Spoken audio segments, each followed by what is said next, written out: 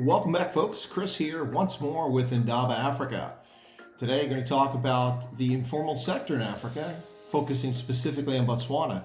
Seems an apropos moment after an op-ed piece appeared today in Botswana. This is from Victor Botwang. This appeared in the Sunday Standard, a newspaper based in Botswana, and it's an open letter regarding the informal sector and government action to help the informal sector in the face of the Wuhan coronavirus, or COVID-19. So let's talk about this. We'll get right into this op-ed by Victor Botwang. So it is addressed, and the title of the op-ed is Dear Peggy, at bare minimum, turn the pool of 10 million budgeted for informal sector into a grant. Now, of course, he's referring to Minister of Trade and Investment, Peggy Sarame, who is responsible for developing some of the relief programs that the government of Botswana has been putting in place to help people survive the Wuhan coronavirus COVID-19 economic impact. Now, this has primarily been targeted at the formal sector, and it's an issue that I raised from the very outset when it came to government action in the face of the coronavirus across the continent. One of the big issues I talked about was that a challenge for governments in Africa was going to be addressing the informal sector. Now, this matters in Africa more so than many parts of the world, although the informal sector operates everywhere around the planet, but more so in Africa because parts of Africa, the informal sector is far larger than the formal sector. For instance, in much of West Africa, the informal sector makes up as much as 80% of economic activity. Think about that for just a moment. 80% of economic activity is a result of the informal sector. Now, other things to note about the informal sector is it tends to be populated or filled primarily with people with lower education levels who have difficulty entering the formal sector because of existing barriers, primarily education being one of them. Also of note is that the informal sector is populated overwhelmingly by women. Female entrepreneurs tend to make up the larger percentage, and this is the case in Botswana, where the most recent data available, admittedly a bit dated from 2007, indicated that 67% plus of the informal sector entrepreneurs were actually women. So these are two issues we should take into account when we're addressing the informal sector.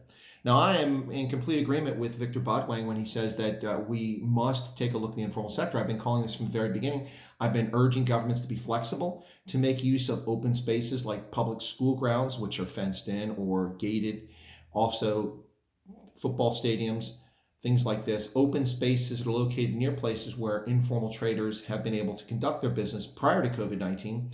These are places which the government can set up access control, provide cleaning, sanitization stations with hand sanitizer, soap, water, things like that.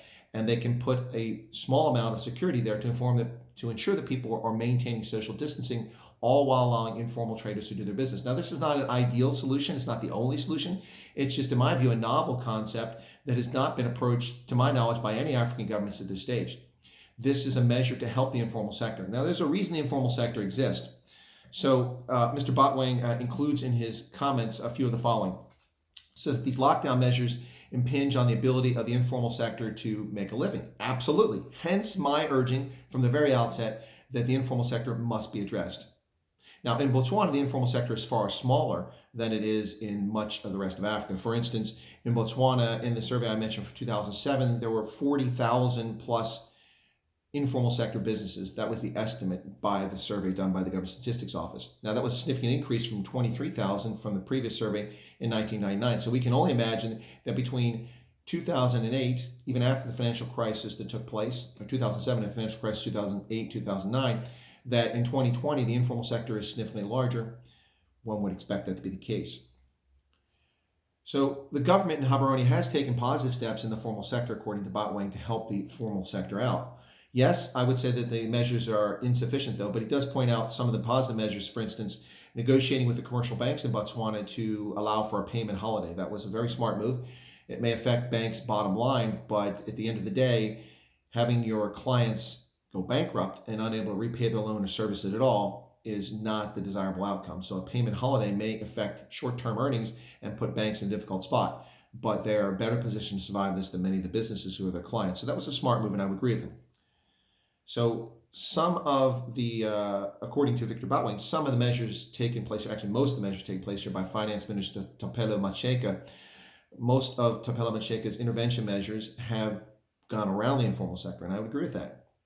Now, one thing that Botswana does admit in this op-ed is quite telling, and I think it's important to notice, and I'm going to address this, but that is that Botswana says that people who would voluntarily choose the street hustle as opposed to being drawn into the formal sector. What Botswana is saying is that people voluntarily enter the informal sector. And in fact, that's true. But he does at the same time say it's unfortunate that we don't have a database of the players in the informal sector. Well, that's kind of contradictory and goes against the intent of the informal sector for those who operate in it. Specifically, let me mention the point that I'm trying to make here is that there are reasons why people are in the informal sector across Africa, not just Africa, but other places. And much of Europe, for instance, the informal sector is populated by people who want to avoid taxation, because taxes are quite high across many countries in Europe. So it's understandable why that happens. Not justifiable, but understandable. Now, these are some of the reasons why people exist in the informal sector. There are barriers to entry to formal businesses. There are costs associated with overhead with establishing a formal business, whether it's rents to rent a facility or it is registration of a business. There's costs tied to that. There's accounting costs. There's taxation that's applied. And people oftentimes are in the informal sector so they can avoid that. They don't want to be part of the formal sector because of the overhead costs and the barriers to entry into the formal sector. There are other things like I said, taxation already, registration, licensing, certifications. These are things that people don't necessarily want. For instance, in the informal sector, you find a lot of people who do hair, especially in Africa. So hairdressers in Africa who are in the informal sector, in many cases, are not interested in going and being certified or qualified under government regulations that require them either to take training and or pay for certification processes when they're perfectly capable of performing it. Now, there's reasons why these things exist in a formal economy. Protecting the consumer, health and hygiene, public safety, absolutely good reasons why it's there. But the informal sector exists outside that sphere. As I mentioned, in Botswana, that's a much smaller segment of the economy, but in West Africa, 80% of economic activity is the informal sector. This is an important consideration. Now, what Victor Botswana was getting at specifically in the case of Botswana is that Botswana created a 10 million pula program to loan money to informal traders. Well, there's been very little information on that since it was announced, what's happening to it, and Botswana is suggesting that the loans be considered grants. Well, I would agree. I would also say that it is a ridiculously small amount of money for a country even the size of Botswana. 10 million pula, that's barely, not even 1 million US dollars. That's insane. For a country of over 2 million people, approximately 2.2 million people, if there are in fact 40,000 informal businesses, as estimated in 2007, probably much larger than that now, how is less than $1 million going to help informal traders, many of whom don't want to be captured in the formal economy? So there's a real challenge there. Much of the informal sector has no desire to be part of the formal sector for reasons I mentioned there.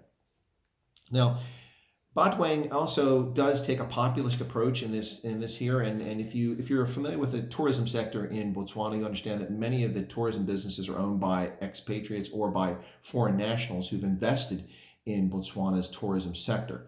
And so there's long been this contention that Botswana, people from Botswana, are being denied access to the formal economy as a consequence of foreign direct investment. I think that's a mistaken storyline. Having lived in Botswana, having experienced its economy repeatedly, and being familiar with it, I think that's a mistaken path to take and talk about this issue. But nonetheless, that does come up here.